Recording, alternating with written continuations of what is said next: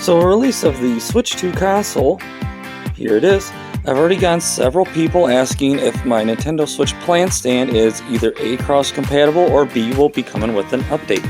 So on A, if it is cross-compatible, the answer unfortunately is no, even though I thought it would be.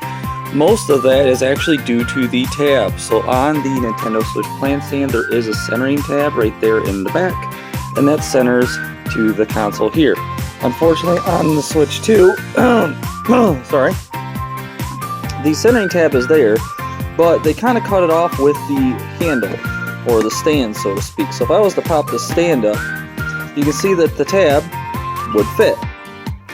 So the question that I have to ask is, it'd be a lot easier for me just to take the tab out of the design and then it will center on here. My other thought was maybe I can center it on these two indentations and it be cross-compatible with the original Switch.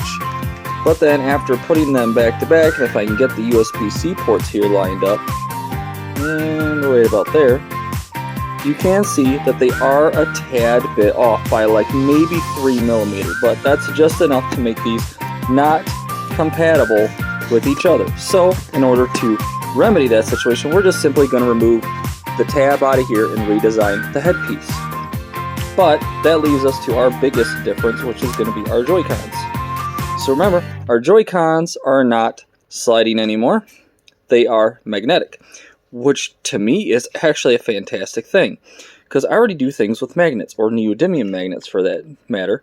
So the cool part is I have some neodymium magnets right here that I use to make fridge magnets out of. And for what we were told in the announcement, that the magnets are on the buttons.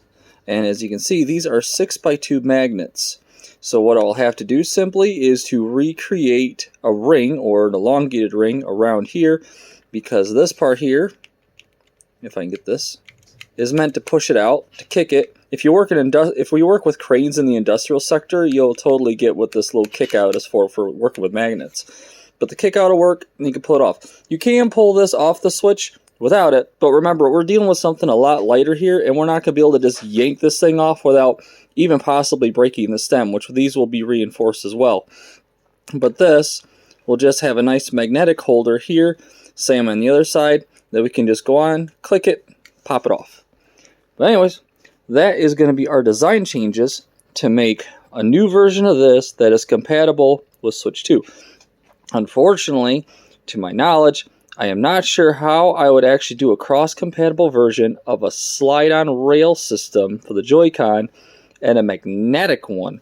That would be a really cool integral part. If you have any ideas for that, leave it down here in the comments. And for now, let's get started redesigning this.